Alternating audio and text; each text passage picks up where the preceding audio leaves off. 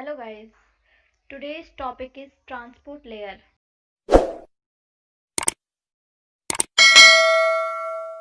अभी तक हम लोगों ने नेटवर्क लेयर तक तो पढ़ा है। आज हम ट्रांसपोर्ट लेयर देखते हैं कि इसका क्या वर्क है हमारे लेयर्स में। तो end to end delivery of data packet. Transport layer हमारे डेटा पैकेट को एंड टू एंड डिलीवर करता है, मतलब एक एंड से दूसरे एंड तक। और इसमें गारंटी भी होती है कि हमारा जो है डेटा पैकेट डिलीवर हुआ है। Data is in the form of segment और डेटाग्राम। जो इसका प्रोटोकॉल डेटा यूनिट है वो है सेगमेंट और डेटाग्राम। इसको हम प्रोटोकॉल डेटा यूनिट कहते हैं। इस फॉर्म में हमारा डेटा ट्रांसपोर्ट लेयर पे जाएगा, डेटाग्राम या फिर सेगमेंट। अब इसमें होती है एक्नॉलेजमेंट मैकेनिज्म। कोई भी डेटा अगर सेंडर भेज रहा है रिसीवर को, तो पता कैसे करेगा कि डेटा जो है वो रिसीव्ड हो चुका है हमारा रिसीवर एंड पर। तो उसके लिए एक्नॉलेजमेंट मैकेनिज्म यूज़ होती है, जिसमें ये पता चलता है, रिसीवर एक्नॉलेजमेंट सेंड करता है कि हाँ मेरे को डेटा रिसीव हो चुका है। तो ये भी ट्रांसपोर्ट लेयर का वर्क है। फिर और क्या काम है इसका? फ्लो कंट्रोल और एरर कंट्रोल। फ्लो कंट्रोल क्या है? फ्लो कंट्रोल में जैसे कि अब सेंडर जो है डेटा भेज रहा है 10 Mbps की स्पीड से, लेकिन जो रिसीवर है उसके पास 5 Mbps की स्पीड है, तो वो पूरा डेटा रिसीव नहीं कर पाता है। तो डेटा जो है वो वेस्ट जा रहा है ना। तो उसको कंट्रोल करने के लिए हम ट्रांसपोर्ट लेयर का यूज़ करते हैं, ताकि जो हमारा डेटा है वो वेस्ट ना जाए। जितनी स्पीड से जा रहा है उतनी स्पीड से वो रिसीव हो सके, तो वो मेंटेन करके रखता है फ्लो के कंट्रोल को। और ऐसे ही एरर कंट्रोल है कि अगर कोई एरर आ रही है तो कंट्रोल कर सके, वो भी हमारे ट्रांसपोर्ट लेयर पे यूज होता है। फिर आता है कंजेशन कंट्रोल। जब हमारा पैकेट और डेटाग्राम जो भी डेटा को जब हम सेंड करते हैं सेंडर टू रिसीवर, तो किस रूट तो हमारा नेटवर्क लेयर डिसाइड करता है। तो कंजेशन कंट्रोल इसलिए वर्क करता है कहाँ पर हमारा कंजेशन ज़्यादा है, और उसको कंट्रोल करने के लिए ट्रांसपोर्ट लेयर का यूज़ होता है। Traffic problem for network. जो नेटवर्क लेयर में ट्रैफिक की प्रॉब्लम आती है उसको कंट्रोल करने के लिए ट्रांसपोर्ट लेयर का यूज़ होता है। फिर आता है सेगमेंटेशन और रीअसेंबलिंग। डेटा सेगमेंट हमारा सेगमेंट होकर के रिसीवर तक पहुंचता है और फिर रीअसेंबल होकर उसको रिसीव हो जाता है। मीन्स क्या? जैसे कि डेटा जा रहा है किस फॉर्म में, वो फ्रैगमेंट हो चुका है, सेगमेंटेशन हो चुकी है डेटा की, और लेकिन जब रिसीवर तक पहुंचेगा तो वो रीअसेंबल हो जाएगा वापस। ट्रांसपोर्ट लेयर रिलायबल होता है। सेगमेंट बनाते समय पोर्ट नंबर डाल देता है। तो भैया क्यों चाहिए पोर्ट नंबर? तो ये समझो कि किस एप्लीकेशन को भेज रहे हो ये मैसेज, तो वो कंफर्म करना पड़ेगा ना भाई। तो इसलिए हमारा ट्रांसपोर्ट लेयर सेगमेंट बनाते समय पोर्ट नंबर यूज़ करता है। हमारा डिफरेंस है कनेक्शन ओरिएंटेड टीसीपी और connection less data transmission UDP.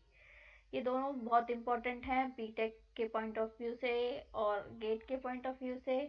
और जहाँ पर भी कंप्यूटर नेटवर्क यूज़ है वहाँ पर इन दोनों का डिफरेंस में से कुछ भी पूछ सकता है। तो आओ देखते हैं क्या डिफरेंस है इन दोनों में। सबसे पहले टीसीपी क्या है?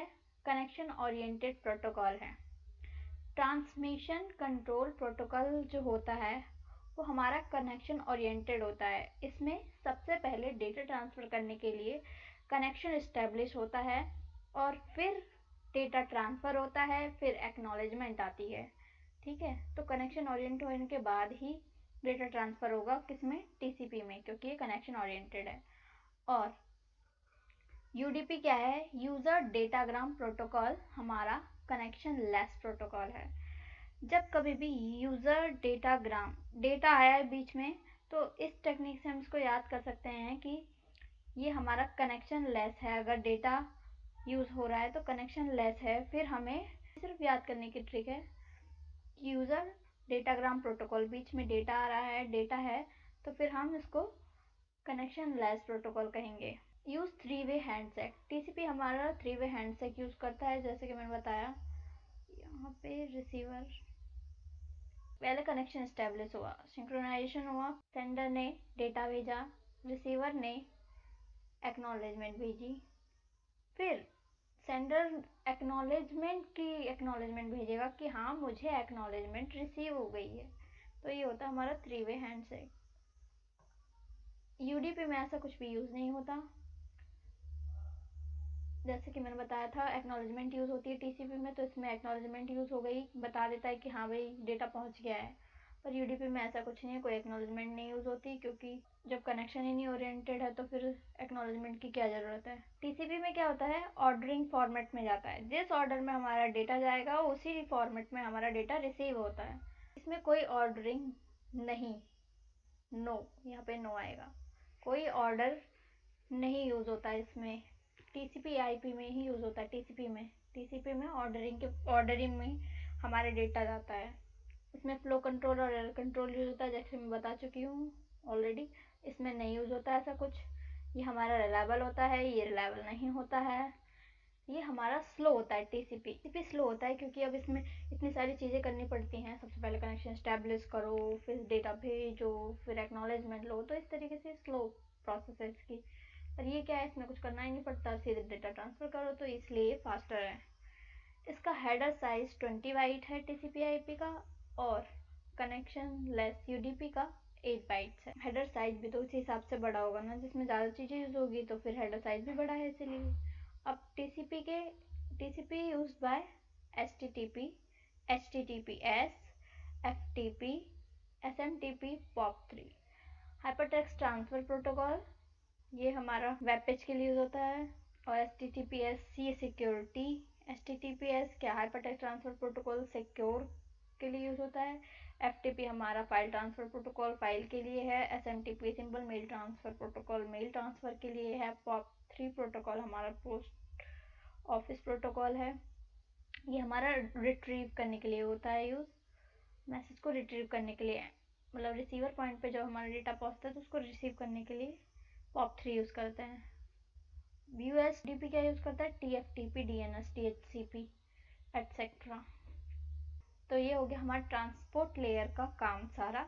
और यूडीपी टीसीपी आईपी में हम लोगों ने उनके बीच का डिफरेंस देखा, क्या डिफरेंस है। ट्रांसपोर्ट लेयर का काम इतना ही था।